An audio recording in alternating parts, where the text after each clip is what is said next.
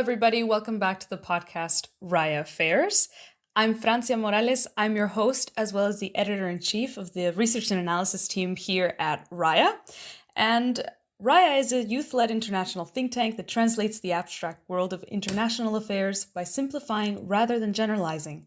Raya is a place where you come to learn about the stories and worries of political leaders, the behind-the-scenes of decision makers, and how politics impacts and changes your life.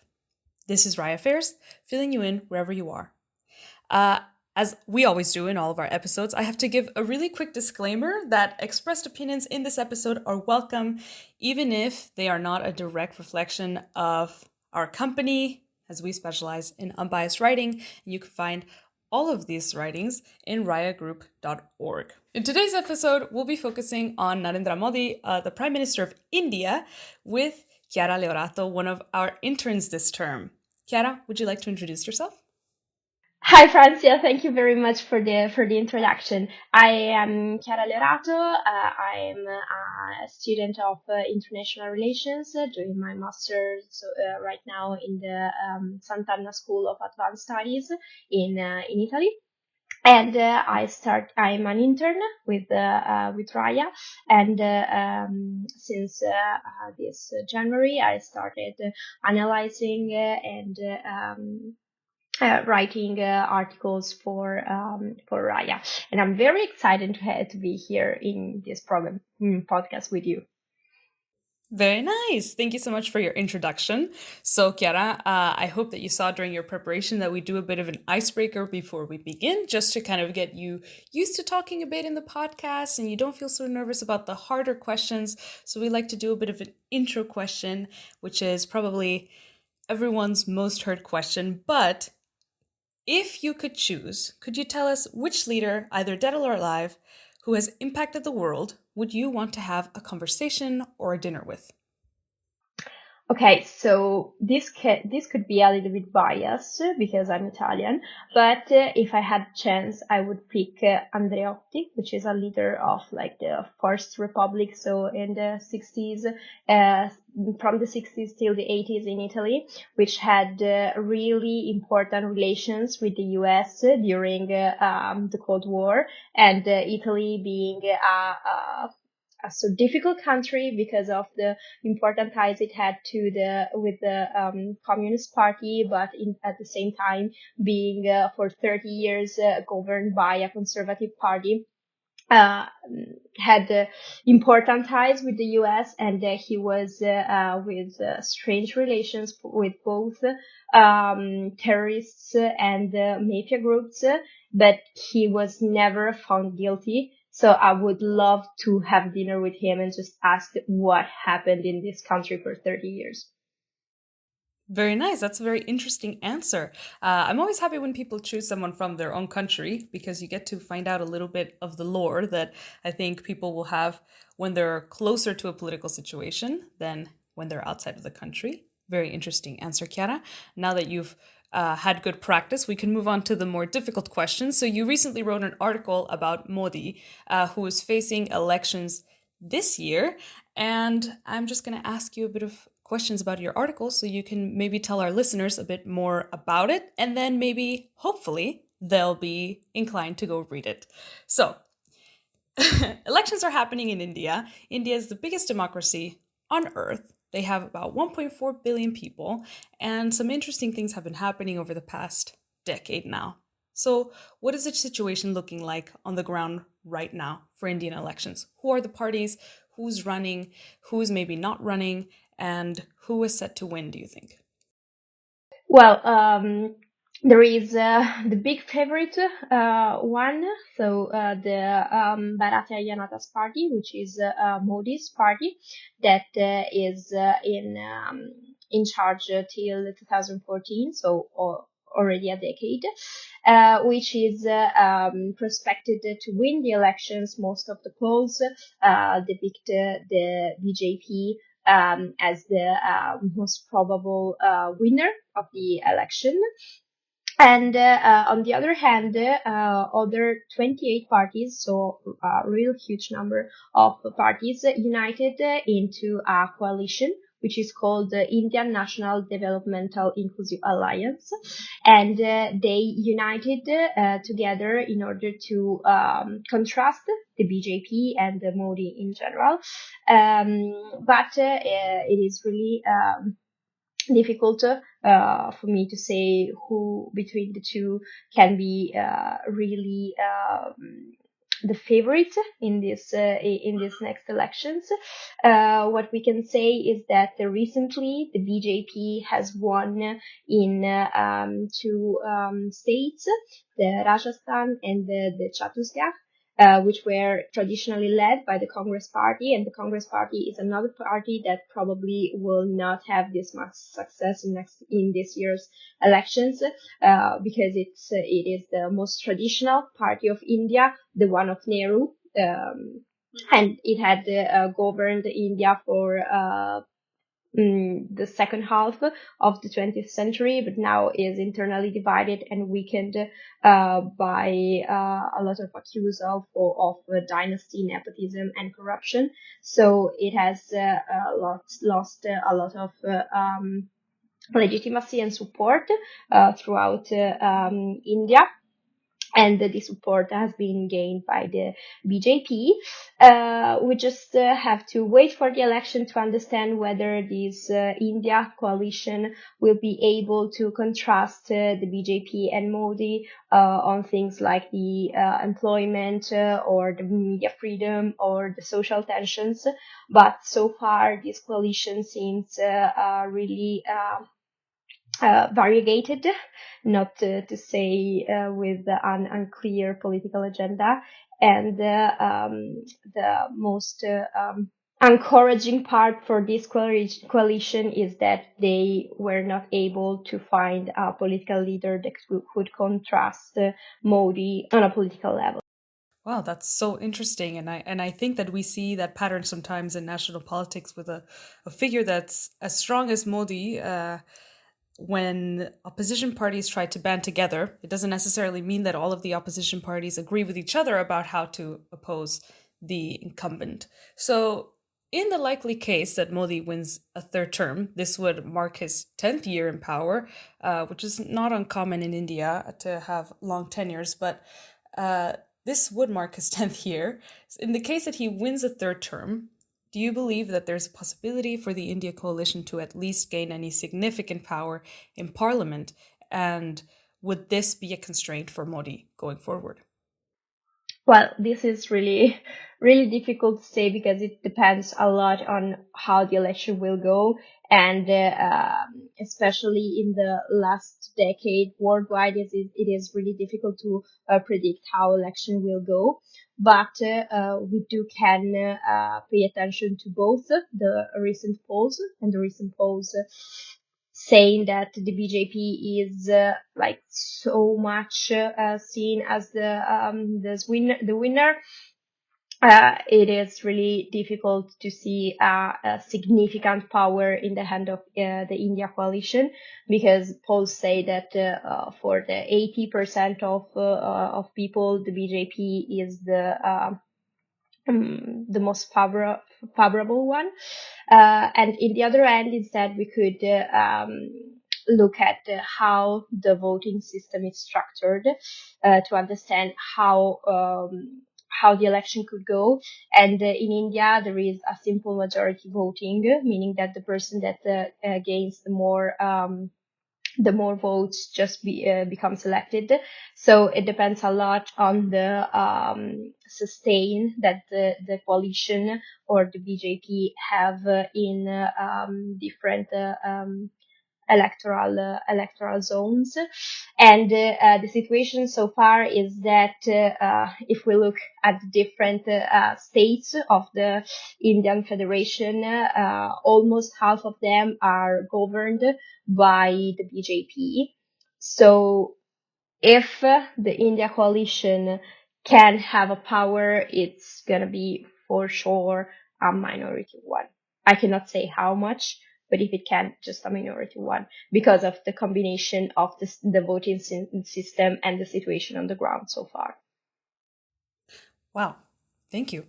I'm gonna move ahead to a bit of the MO of the BJP, and in particular Modi. So, just for our listeners to know, India has one of the largest Muslim populations in the world. It is behind only Pakistan and Indonesia, that are both pretty big Muslim countries. And still, with 200 million Muslims, the Muslim population of India makes up roughly 14 to 15% of the population. This is due to a lot of historical factors, the partition of the British Mandate in India, and a lot of struggle, war, and ultimately a lot of Muslims fleeing India during the 20th century. But now we're seeing that Modi has ramped up rhetoric, well, since he began running, but he has ramped up rhetoric against India's Muslims. And help us understand, why does he do this? And if you could tell us in sort of a few sentences, why do you think this has been so successful for him, knowing now that he is going for his third term with probably the most support that he's ever had? Well, in India, there is a century-long conflict between Hindus and Muslim. So, looking at the more historical context, we can see how this problem is not only now a nowadays problem, but a conflict that is intrinsic to Indian history. And instead, if we look at Modi in the particular, we can see how he has always been part of organizations or parties that sustained Hindu-olic India. So sustaining how in India's past Hindus were the majority or the most important ones, to put in a bluntly way, and all the organizations that and parties that Modi has been part of. Sooner or later have been involved in attacks under Muslim population, not to talk about all the narratives and discourses against the Muslim population. And looking in details at Modi's political career, there is one event that has been very problematic for him, because in 2002, when he was the governor of the Gujarat region, a pogrom, we can call it this way, has been performed against Muslims. So more than 1,000 Muslims were killed by Hindus when they were coming back from prayer. And he almost did nothing, and no one was found guilty, notwithstanding the entity of the attack. And since he has been prime minister, so in the last decade, um, uh, analysis says that hate crimes against Muslim minorities have increased almost by the 300%. So we can see how he has a really, yeah, a really impactful approach to the social and religious discrimination and the polarization between the two groups.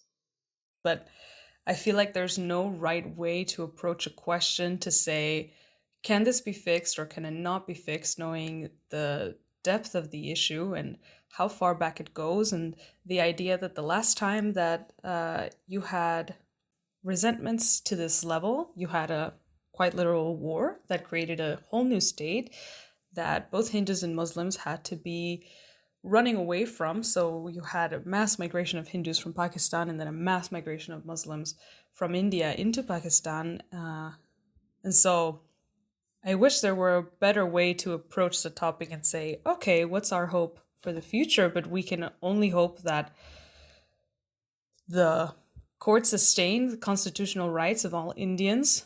And we know that that has been happening in some instances where the courts have rejected some of the policies that Modi has put out, but they've also sustained, for example, the revocation of Kashmiri autonomy or the special status of Kashmir quite recently. So I believe it was this December that you wrote that a decision of a court sustained Modi's decision to revoke Kashmiri special status. How does this affect relations with Pakistan? How does this affect the lives of the people in Kashmir who sometimes live in a bit of an international relations limbo? Well, the Kashmir region is the region both claimed by both India and Pakistan, and it's the region where most of the violent attacks have take place since India's independence, and basically after the war that partitioned India and Pakistan, this region, which is a majority of Muslim people, was given some kind of special autonomy, real important autonomy, in order to avoid conflicts and avoid basically all the atrocities that happened into that 2 years war. But with time, tensions just sometimes arose again, and the most important and most relevant one was the one in 1999 between the two states, but all over this time in the Kashmir region, there has been a lot of insurgencies and protest against what has been perceived by Kashmiri people as discrimination from by the Indian government. And on the other hand, instead, India depicted these upsprings as caused, in a sense, created, sustained by Pakistan, and the withdrawal of the autonomy in 2019, so already 5 years ago, can be seen as a way to exert more control on the region, so to give less autonomy and liberty to those people in order to avoid them to create, in a sense, in a certain way, problems for the Indian government, and to also tell Pakistan that India has a sovereignty over that place and has control over that region. And of course, this action worsened and rendered even more frozen the relations between India and Pakistan, which were already well frozen. And and yes, in just 3 months ago, the Indian Supreme Court confirmed the legality of such an act, saying that the article in the constitution that created this autonomy was intended just to allow a smooth inclusion of the region in the newly independent Indian state. But this situation was not present anymore, even if the inclusion in the state, at least from my analyst perspective, has not been smooth, has not been resolved, because otherwise this conflicts and tension would not have been there anymore. And I think the most problematic part is the violence that then has been exercised by the Indian military forces in the Kashmir region. Um, yeah, this created more frozen relations between Kashmir and between India and Pakistan. This didn't escalate to a conflict. Uh, Probably because Pakistan is just too uh, worried and busy with its own internal situation, or because they both have nuclear weapons and so they deter each other from attacking. There are different ways of trying to explain this non-violent attack. For sure, we are happy that it hasn't occurred, but yeah, the relations are very, very, very problematic right now. Okay. And with this, actually, with the revocation of the autonomous region status of Kashmir, the BJP actually accomplishes uh, two of its three main goals that I believe they set out in like 2002 or something to that effect. And it was both this and then the recently unveiled Hindu temple in Ayodhya, which was extremely significant. It was a site in which a previous mosque had been demolished, and other Indian leaders had denounced the demolition of that mosque in order to show some sort of solidarity with the Muslim minority. Uh, but now Modi has endorsed this view that Hinduism prevails or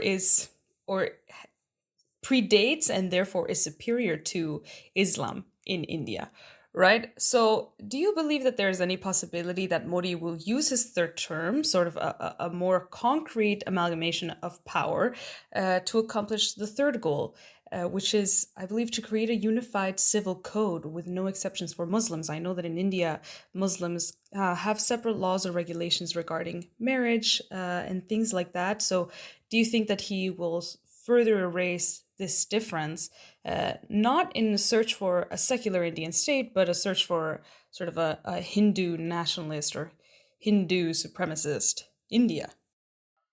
So, yes, the Unified Civil Code basically is a law that governs personal matters, as for example, marriage, divorce, inheritance, and things like that, that applies in the same way to all Indian citizens, regardless of their religion. And it is important because so far these personal matters have been ruled by religious rules. So they were considered customary rules applying differently to different religious groups. So, for example, in the case of Muslim, the personal matters were ruled by the Sharia law. And you're completely right when saying that the approval of this law that has been approved indeed on the in February, so last month, by the federal parliament, and I think it has been ratified, adopted just in one state of the federation so far.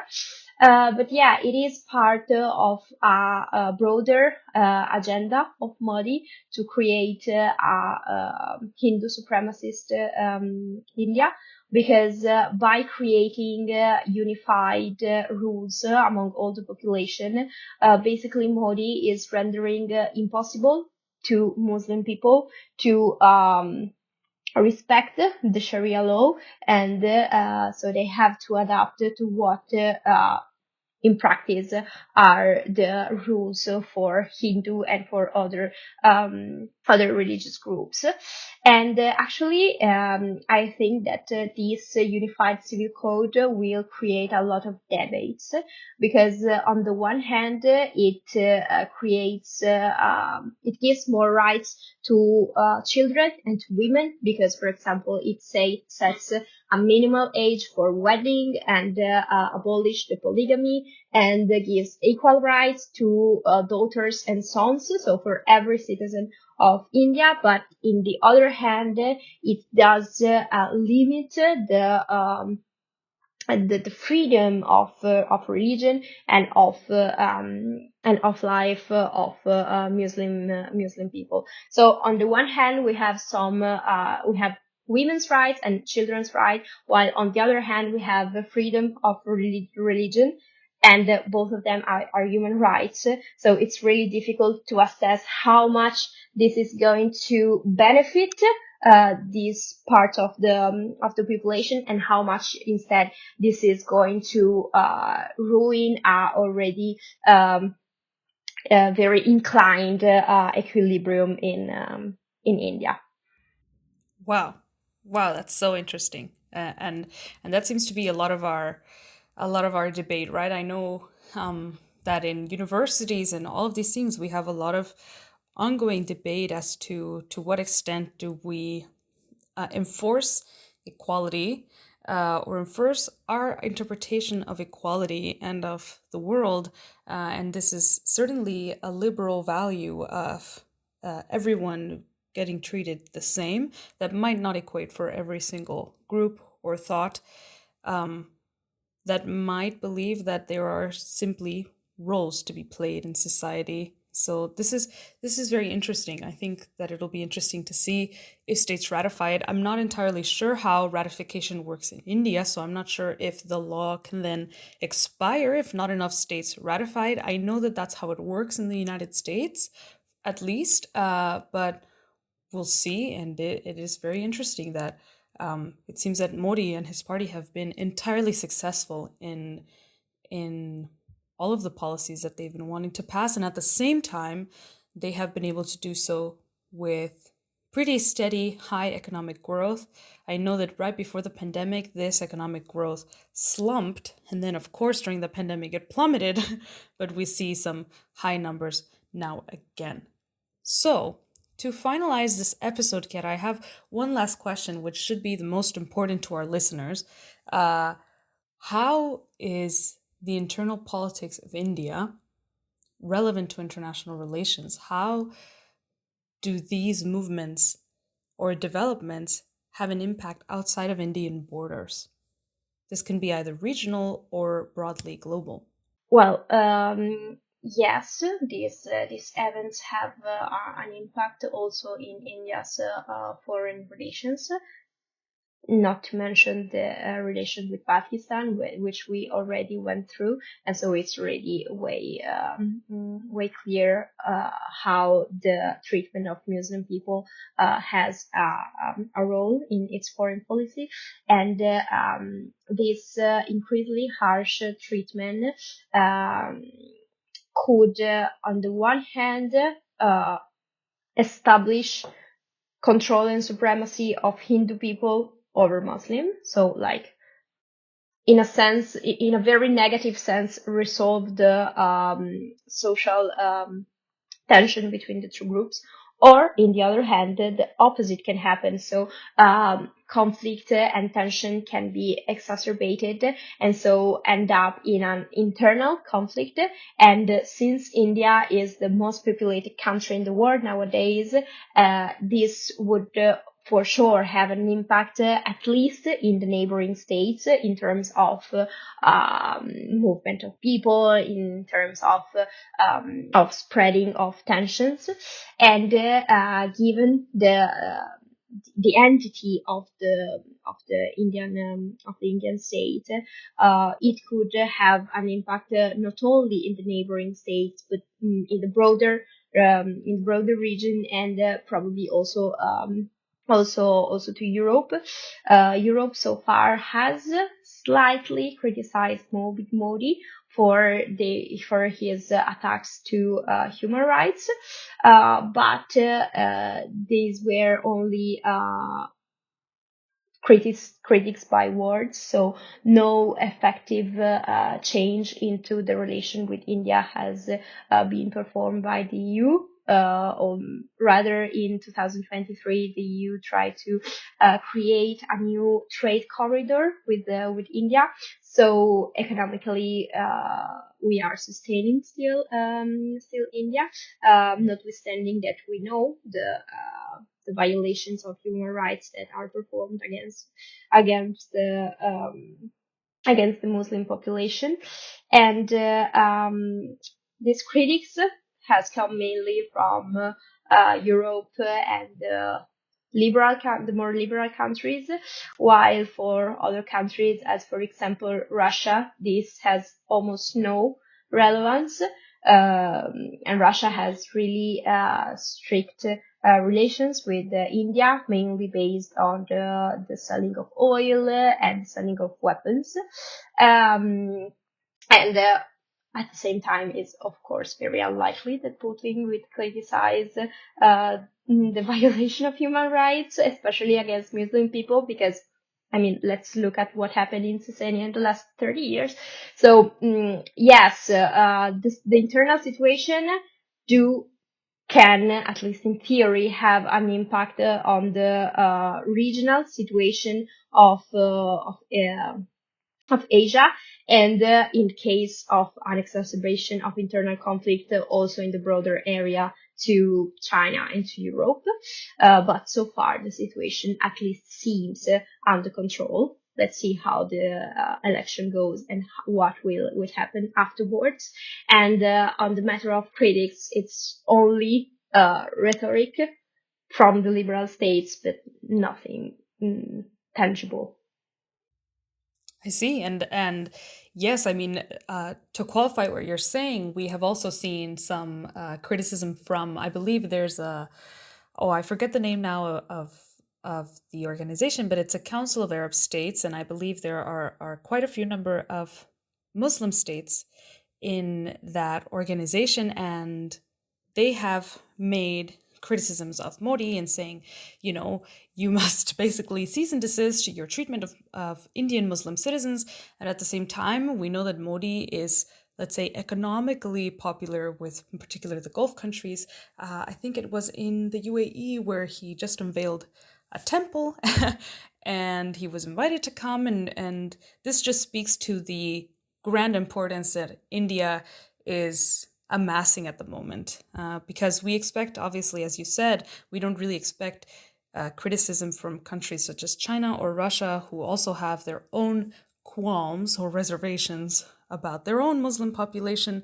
But the countries that we do expect it from, so let's say Muslim countries, also give it only in rhetoric. We also see it only in the speech level per se. So we can see and understand how important India is economically, how important the South Pacific region has become, and how it's not worth it to sully your relations with a leader who you will definitely need, as India is both a growing economy and an ever-growing workforce. And I think this is a great place to close our conversation. Chiara, this was so enlightening and so interesting. Thank you so much for coming onto the podcast today. I certainly had so much fun. I hope that you also had fun talking to me. Yes, I did a lot, to be honest. Thank you for the interview. Thank you to all of our readers and our listeners for listening to today's episode. I must say once again that my name is Francia Morales. I am the RNA editor-in-chief, and with me was Chiara Leorato, who is one of our interns this term. You can read her article at rayagroup.org and any of our other content, and you can listen to our podcast anywhere where you listen to podcasts. I hope you have a great rest of your week and a great rest of your day, and we'll see you in the next episode. Thank you.